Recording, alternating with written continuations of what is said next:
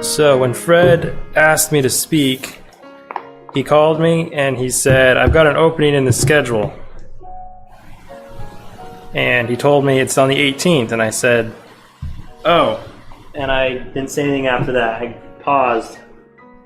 I was like, sure, I'll do it. But I didn't tell him it was my birthday. So, all right. So to start out with, I'm not going to use the PowerPoint slides. I wanted to start by explaining how I became a student missionary, kind of more of my testimony.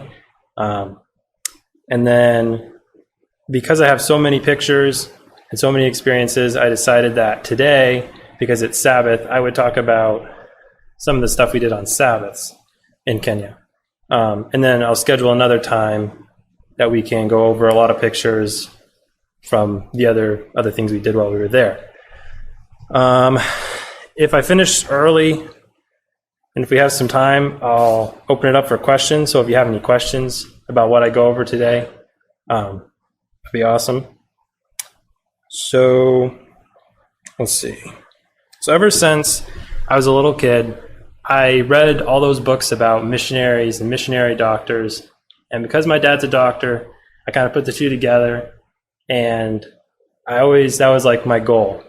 But we all know as we grow up, we get more realistic, or we set nearer goals instead of just the long-term goals. So, as I graduated elementary school, I went to high school, and I spent a lot of that time doing online high school because I didn't go to Pine Tree, and around here, there aren't a lot of people who share the same ideologies as I do. Not a lot of Seventh-day Adventists, per se, at least of my age group. So I did a lot of online school, and I didn't, even though missions was kind of there, it was never like a priority. I kept pretty busy with my schoolwork, and then I also moved into firefighting, and my senior year I worked in EMS. So I kind of, again, the nearer term goals, the things that I could do now, I didn't look as far ahead, especially since medical school is going to be my 4 years of college and 4 years of medical school and 5 years of residency before I'm even a doctor. So those goals are still far in the future. But when I graduated high school, I went to Southern. And at Southern, I had a much bigger community of people my age. So there's also a lot more resources for service, for missions, everything relating to that. So at Southern, again, my first year is when I decided to do missions, but the first semester I was super busy with schoolwork. I'm a bio pre-med major, so I didn't have a lot of time. I had biology and chemistry my first year, so it was like schoolwork, just a grind all the way through. And during the second half of that year, I had some friends who decided that they might want to do student missions. And they were some of my closer friends. I was like, oh, that's interesting. But I was concerned because as a bio pre-med major,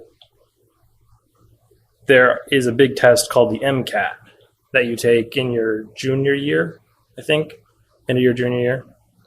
And that test is basically a cumulative test of all the sciences that you take during college. So the goal is to take all the sciences and then the MCAT as soon as possible so you don't forget everything that you've learned. So my family was a little concerned about if I took a semester off or even a whole year, how that would affect my MCAT scores. Because getting a lower score on the MCAT pretty much completely eliminates your chances of going to medical school. It's a pretty serious problem.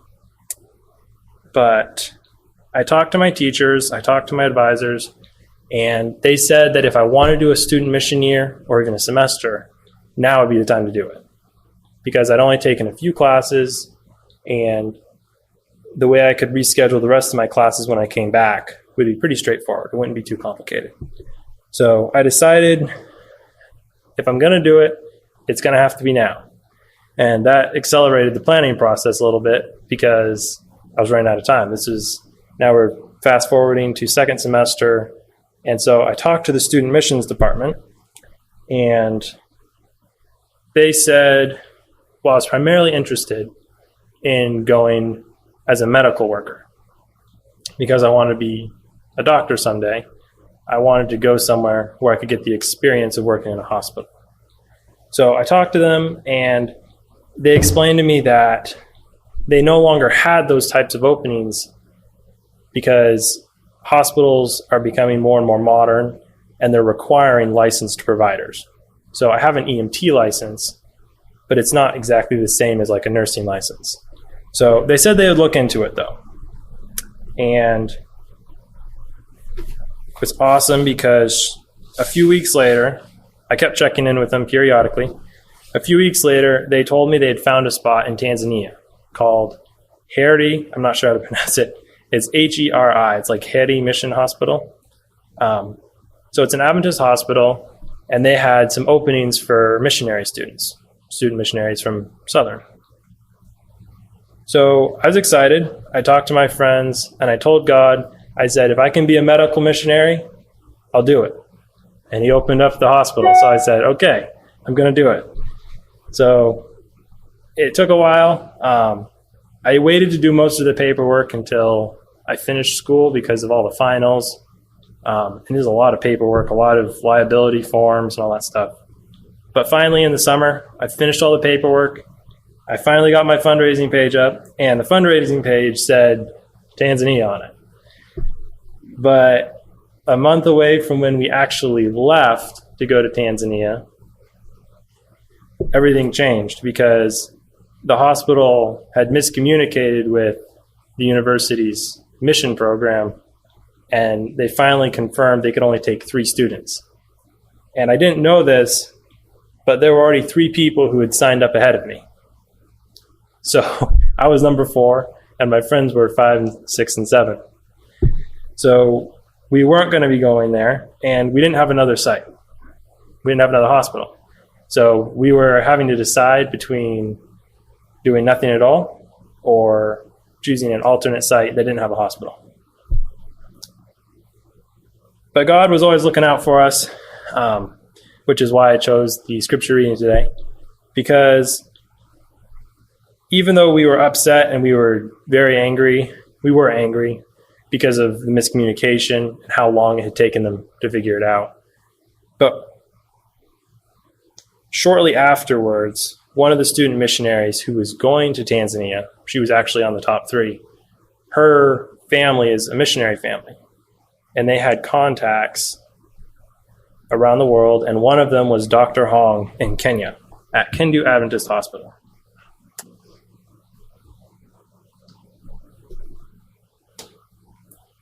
So shortly after that, we talked to the SM department, and nobody had been to Kenya before, at least to Kendu Mission Hospital.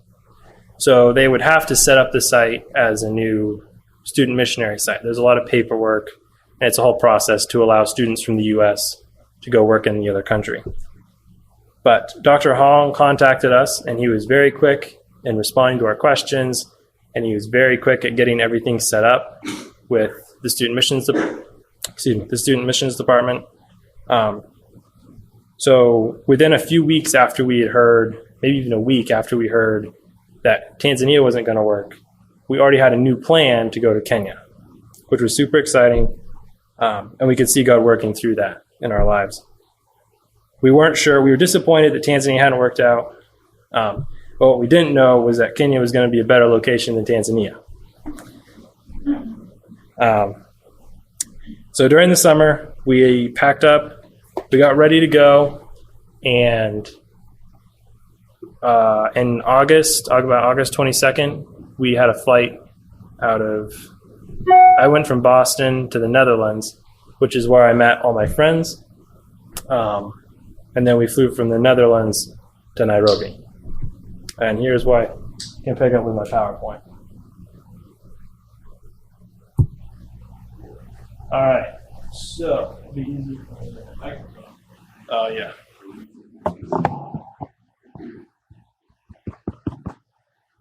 Can you hear me? Oof, that's better. Okay. All right. So this is a map of Kenya, and this is where the red spot over there is where Kenya is in Africa. So it's on the western coast of Africa and eastern. Oh, my bad. Yeah, eastern. Of course, it's eastern. Eastern side of Africa, but we were on the western side of Kenya. I think I got that right. That's what I'm going to say. So we were on the western side of Kenya over here where this orange dot says Kendu Bay.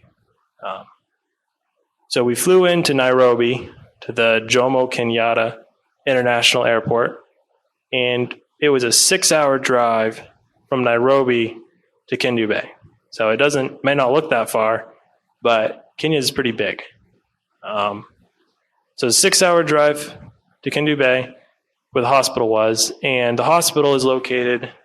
It's hard to see on this picture the way it's cropped out, but right here is Lake Victoria. So Lake Victoria, I think, is the second largest freshwater lake in the world. So we were about 5 minutes away from Lake Victoria, and while we were in Kenya, we were primarily traveling between Nairobi and Kisumu. Kisumu is the third largest city, and that's where we went if we needed to get like groceries, or any products that we couldn't find in the local villages. Down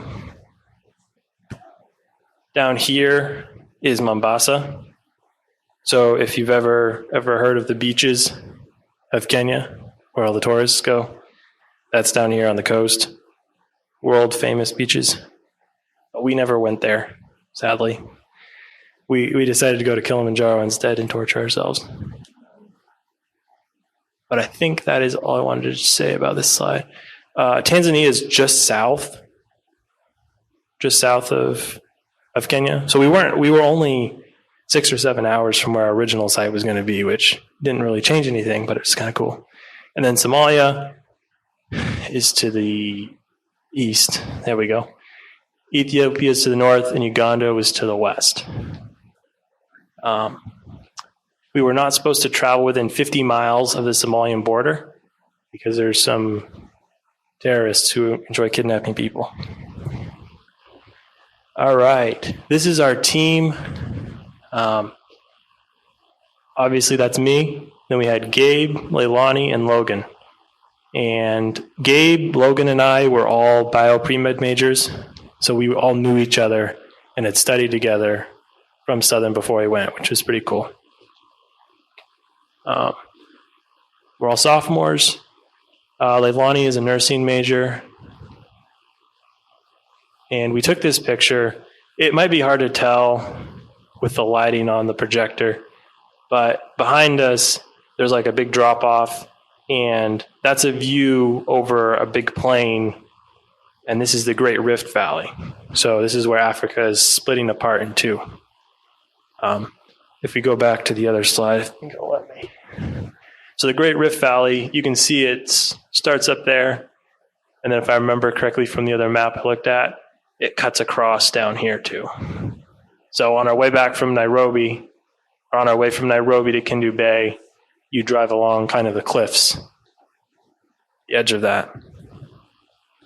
Over here is our first day at the hospital. I'm the only one who's not wearing scrubs because I was going to be working in the HIV clinic. So I ended up working in the pharmacy there, and their first rotations were all in the hospital. So I went to the hospital later on, but my first rotation wasn't in the hospital. In the background, you can see one of the students from the Ruby Craft School. It was an elementary school there in Kenya, in the same compound as the hospital. All right. So this is our, our nice photo that we took in Kenya. We all got dressed up for. This is the Hong family. Dr. Hong is the CMO, the Chief Medical Officer at the hospital over there at the Kendu Adventist Hospital. And his wife, Jayan, is a CPA. She's an accountant. So she handles a lot of the business aspect of the hospital, helps try to keep them more accountable, keep better records. And his job, he had a really big job. He managed a lot of stuff, as well as trying to improve the medical care that the hospital provided.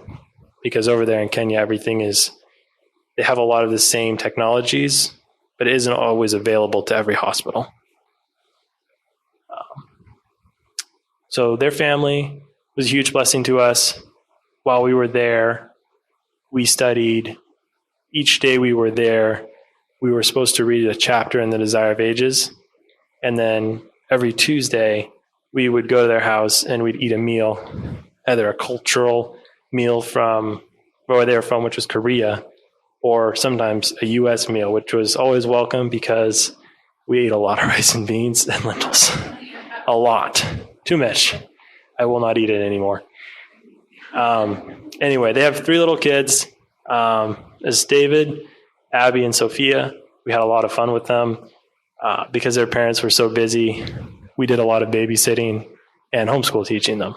So it was pretty fun. But we took this picture toward the end of our stay there. The Hongs were going to go on leave back to the U.S. They took like a 6-month or 3-month leave.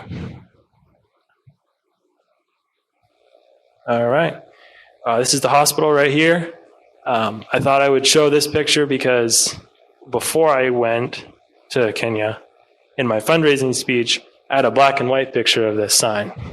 And when I went there, I was like, there's the sign right there. So I got a much better picture of it. The hospital was established in 1925. So it's been around for a long time. On the right is the hospital's main entrance. I don't know. Has anybody been to Africa here? Egypt? Okay. So in Kenya and Tanzania and the other countries around there, like everything is a compound. So when you hear in the news, they raided this guy's compound. Oh, it's a real thing. There's a wall that's like 7-8 feet tall that wraps around like a significant portion, and then it turns into like barbed wire. So the primary goal is, I guess, security, but also to keep all the animals from running all over the place because they have a lot of animals there. I think a chicken is worth like $300 US. Like they have some serious money in their animals. Just on the very far edge, you can see some motorcycles there. Most people don't have a car. Like 0.01% of people in Kenya own a car. So motorcycles were our primary mode of transportation over there. I'll just read through this real quick. Only got 15 minutes, goodness. So it was established in 1925.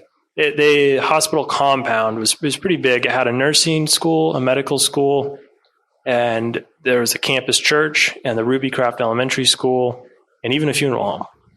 So the hospital has an 170-bed capacity, including maternal child health, surgical, dental, diabetic, extensive HIV services, and tuberculosis clinics. So it was kind of interesting to work in the clinic and to see, you could see U.S. programs that our country had put in place at work in Kenya. So we'd get packages with drugs, and they'd all have U.S. stickers on them because they were sent from the U.S. So the largest group of people we served were the Luo tribe. So they have an agricultural economy, and most of them are fishermen, farmers, and small business owners.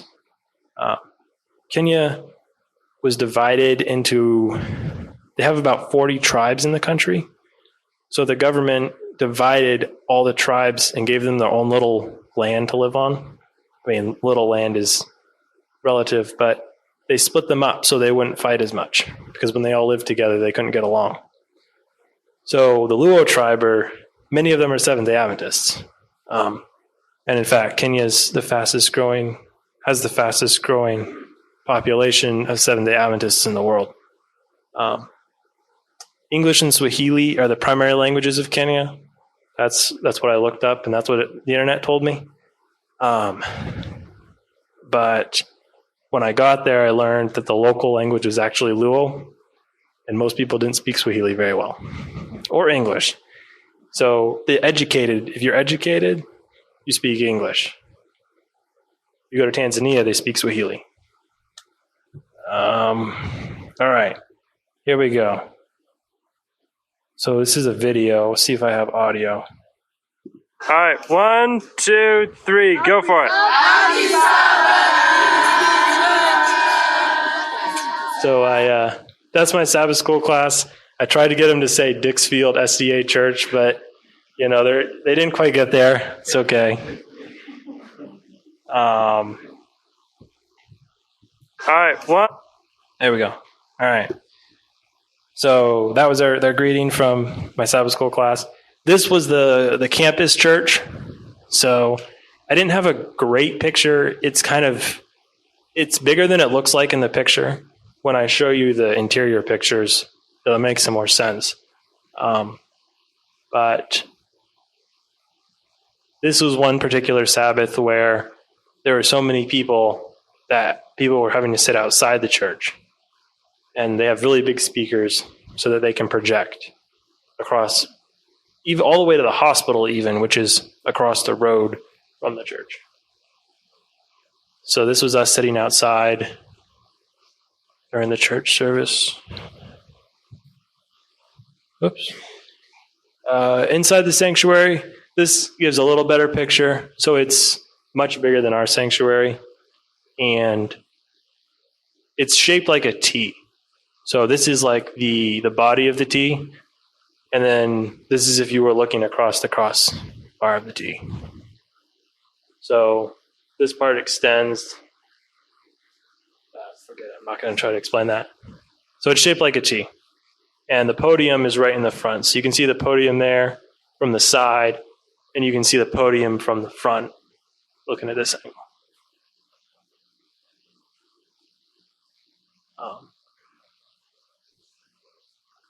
So the chairs, yes, the chairs were something I hadn't been familiar with in church before. But if you notice, they're all stacked double. So I learned in Kenya that, one, so many chairs are broken that you have to stack double. But two, it's actually more comfortable to stack the chairs double like that. It's like some kind of cushion, I guess. You're not sitting just on the floor. All right. Here's my Sabbath school class. Another picture of them. My goodness, it's hard to see on the projector screen. But I had about 50 kids in my one Sabbath school class, and they were all 8th graders. So, funny enough, they all left right before I did because they graduated. But they were a lot of fun. We did a lot of activities together. This is one of the activities we did.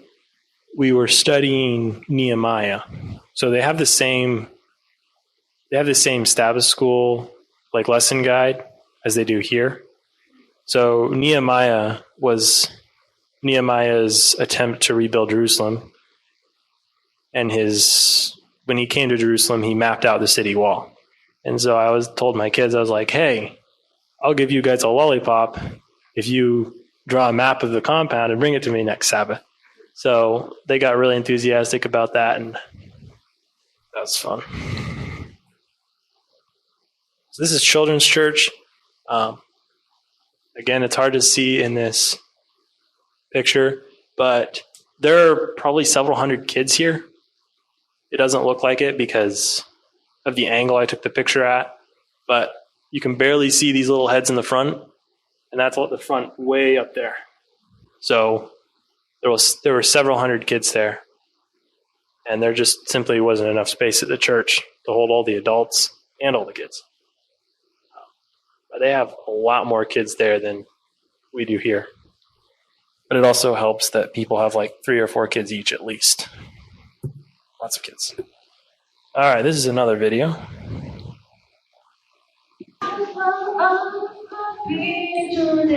So happy.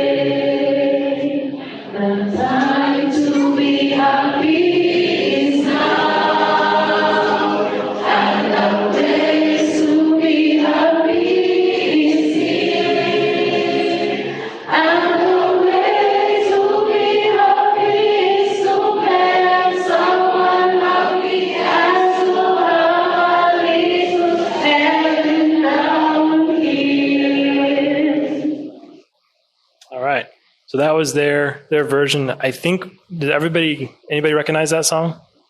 Yeah. So it's kind of interesting. They have some unique melodies and for some of the common songs we know here.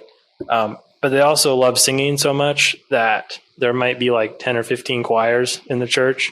Like the students have one, and then like these students have one, and it's crazy. They have a lot of choirs, and their church service is at least an hour longer. And a lot of that has to do with how much singing they do. So here is a picture of some baptisms. The tank's right here. It's a lot of people. But they set up all these tents outside for evangelistic series. So they do a lot of evangelistic series, kind of like what we do here. And at the end, they make a call, and those who want to get baptized come and get baptized after the church service. So they have a baptismal tank that they fill up with water and set it up outside the church.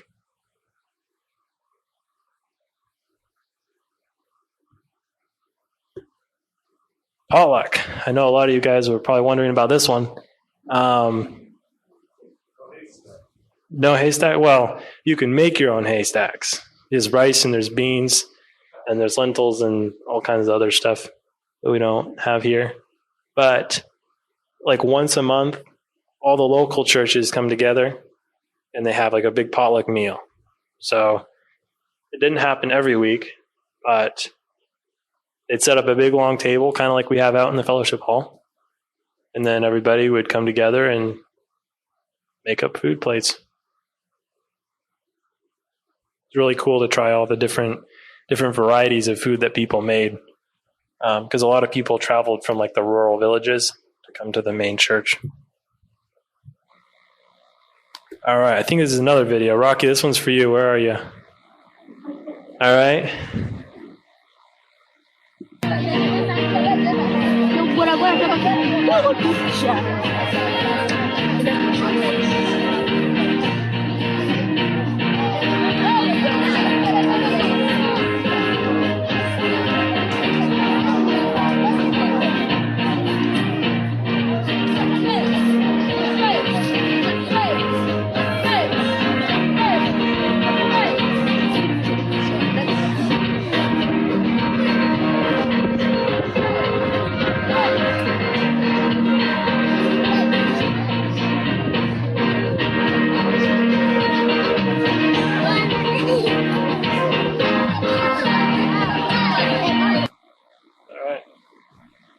So they actually have a lot of Pathfinders there. I had no idea until Pathfinder Sabbath came around, and there were Pathfinders everywhere.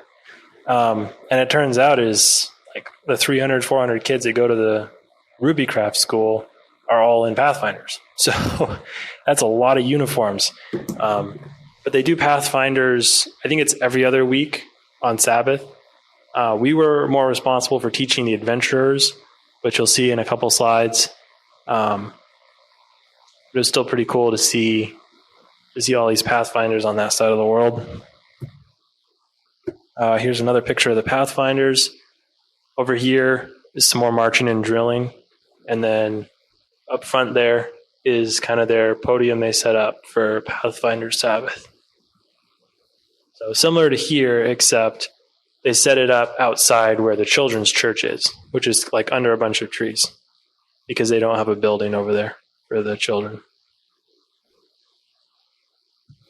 All right, here's adventurers.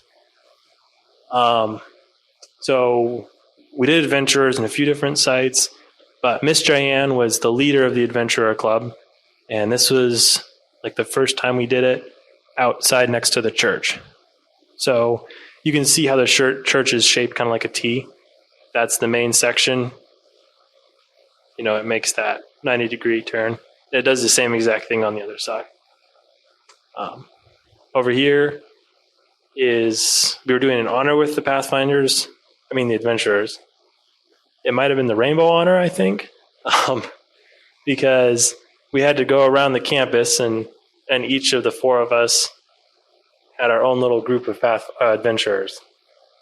And we had to find something of each color of the rainbow and then put it together on a piece of paper. So it was a lot of fun to do that with the kids. This is me with another group of my adventurers. We had just done I think it was like the climate honor. So we had to act out different seasons. All right, man, I'm running out of time. This should be almost done. All right, so this is the Adventist Medical Evangelism Network Conference. So has anybody ever heard of that? Amen? I mean, obviously not Adventist men as in Northern New England Conference, but no? Okay.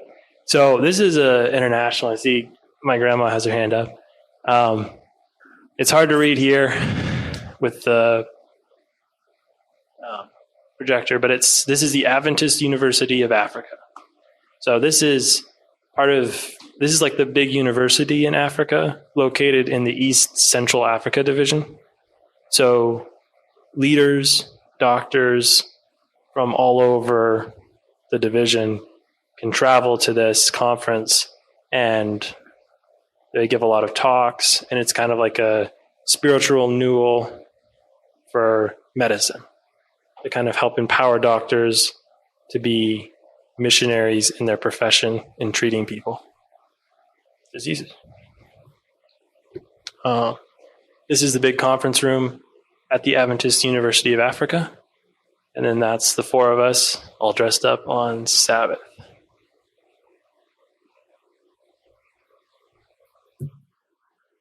All right. This is Lake Victoria. Although we were only about 5 minutes away from the lake in Kendu Bay, there are a lot of different sections of the lake, and some are much more beautiful to visit than others. So this was on another section of the lake, and the first here is just a kind of a panoramic picture. Thought it was pretty with the flowers, the lake, and then we hiked like a little mountain that I don't even think it had a name, but maybe more like a hill. But it had an amazing view of the lake behind us and some of the mountains. And it had like this one rock that stood up.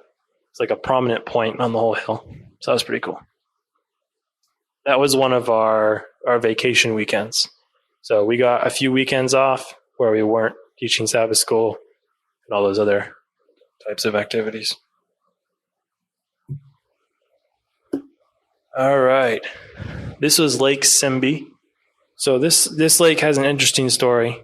So the locals believe that a witch visited it. Well, I should say an old lady visited a village, and she visited a house and asked for some food and lodging.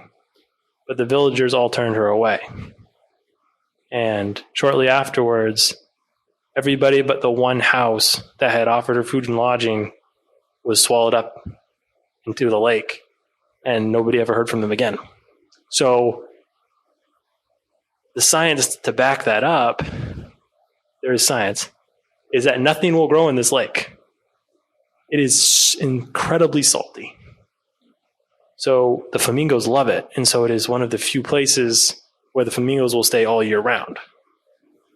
So we got to see the flamingos, which was super cool, in this lake in like the middle of nowhere. There's also the Simbi village, which we visited. It's one of the more rural and poverty-stricken villages. So I can show you more pictures of that later.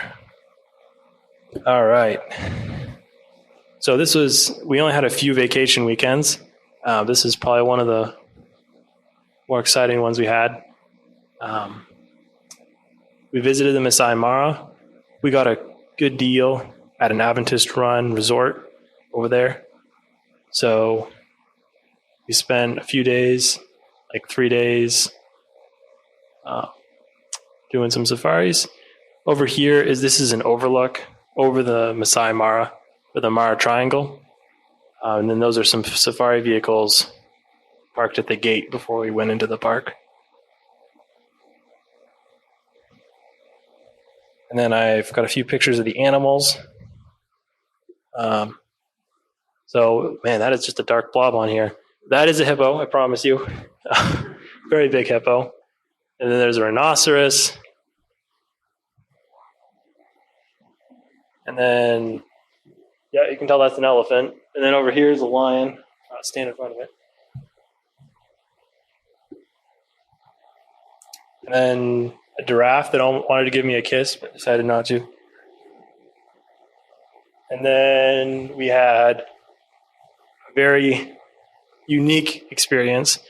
We saw a leopard up in a tree eating an impala. So the safari operators told us that's not common to see. They're often up in a tree, but they don't often have prey up there with them. That was a cute picture. There was a cheetah and her cubs in their little nest, or I don't know what you want to call that. But there was a male lion that was hunting them. So we got to see the mother and her cubs running across the field, and the park ranger was out of his car with a gun and scaring away the lion. So that was pretty fun. That should be all. Again, I will have some more pictures, a lot more pictures. I think I took several thousand. I have 1,000 just of Kilimanjaro, but I have 3,000 or more of Kenya. All right. Thank you for this opportunity to share my experience in Kenya. Thank you for all the blessings and the things that you showed me while I was over there. Please help all of us to remember that we can be missionaries wherever we are and to live our lives as servants for you and to others. In your name, amen.